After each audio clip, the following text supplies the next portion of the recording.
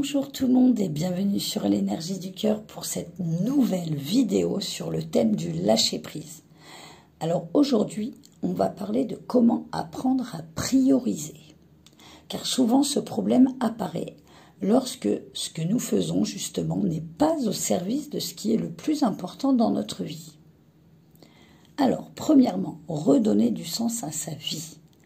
Donner un sens à sa vie, justement, pourquoi ces quelques mots peuvent-ils devenir une question primordiale quand on travaille sur le lâcher-prise? Tout simplement parce que on ne peut réellement lâcher prise que si l'on sait véritablement pourquoi on le fait. En fait, pour être honnête, il est vrai que la question « quel est le sens de ma vie ?» est une question que l'on se pose très rarement. Parce que justement, elle nous renvoie souvent à des moments difficiles auxquels on ne préfère pas penser, comme par exemple la mort ou la maladie.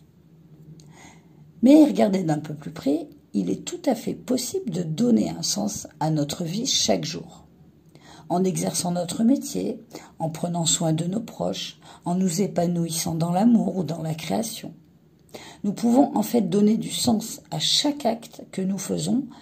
Et justement, ce sont ces actes accumulés qui définissent la direction que l'on donne à notre vie.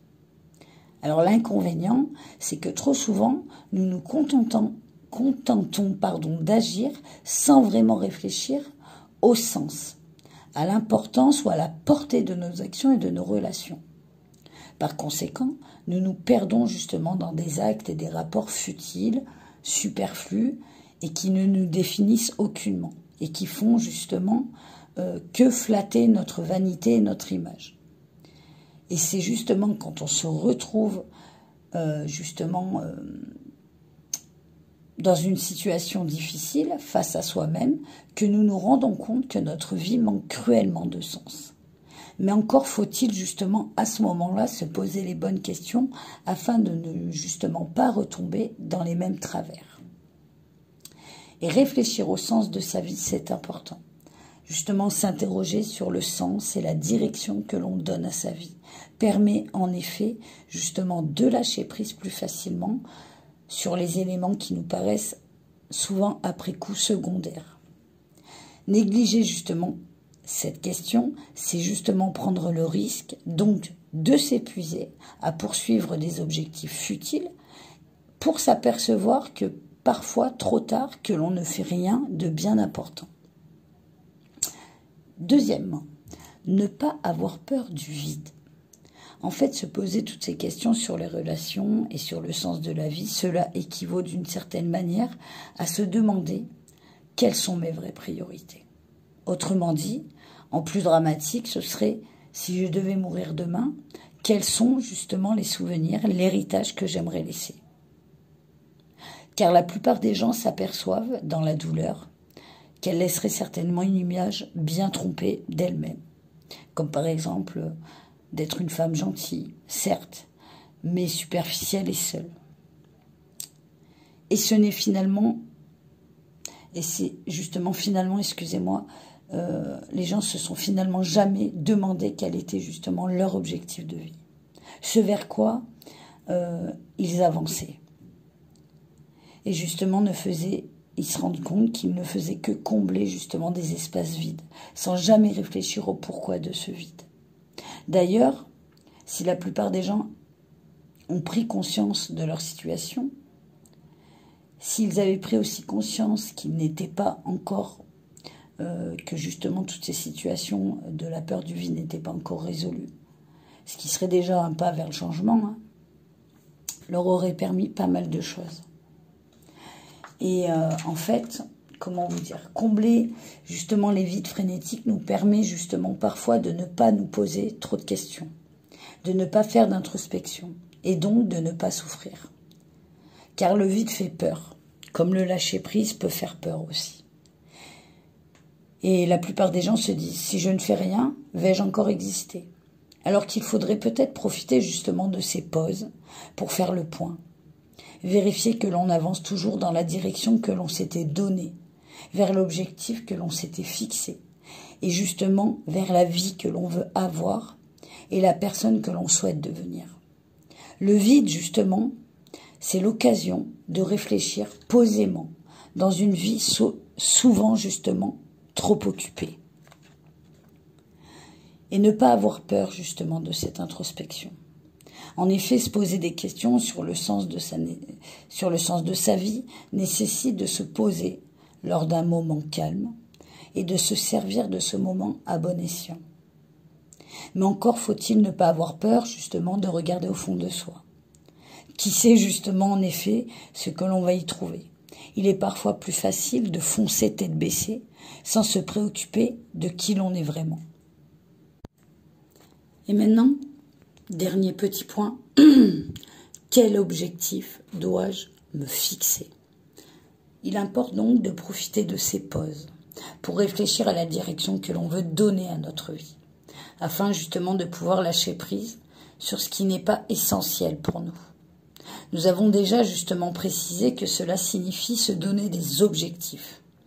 Évidemment, ces objectifs sont personnels, mais attention, cependant, car nous avons parfois tendance à mal formuler nos objectifs. D'abord, il faut s'assurer que ce sont bien les nôtres et non ceux de nos parents ou de notre conjoint ou de nos amis qui feraient justement des projections sur nous. Êtes-vous par exemple certains ou certaines que vous souhaitez réellement avoir un enfant par exemple à 25 ans?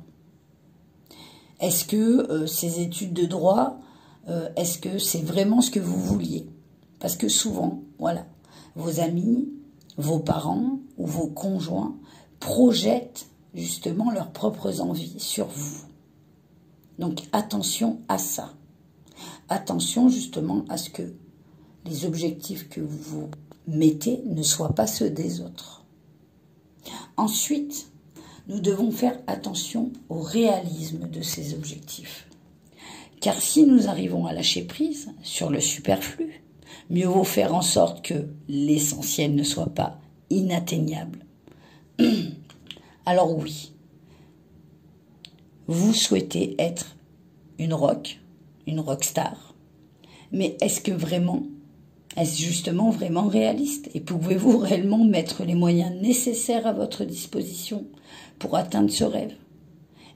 Est-ce que malgré votre temps plein ou vos 2 enfants, vous pouvez réaliser cet objectif et l'atteindre?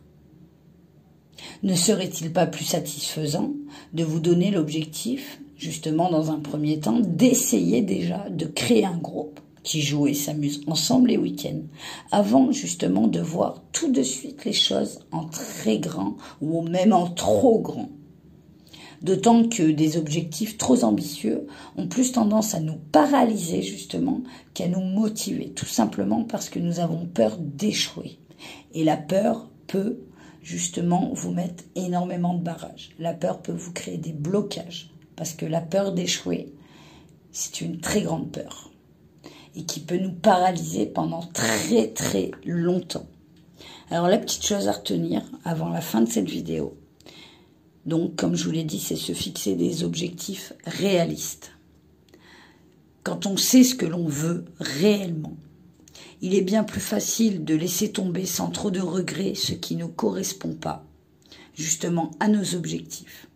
Mais attention à ne pas tomber dans 2 pièges très fréquents. Premier piège, et premièrement, les objectifs qui ne sont pas vraiment les nôtres, comme je vous l'ai dit tout à l'heure.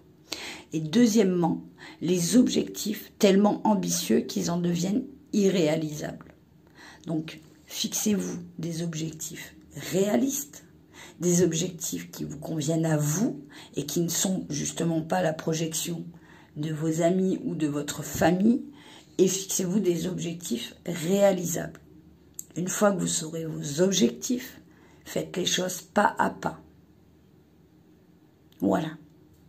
Donc voilà pour cette petite vidéo sur apprendre à prioriser. Et je vous retrouve pour la prochaine vidéo où on parlera cette fois-ci aussi du lâcher prise, mais de comment arrêter de subir.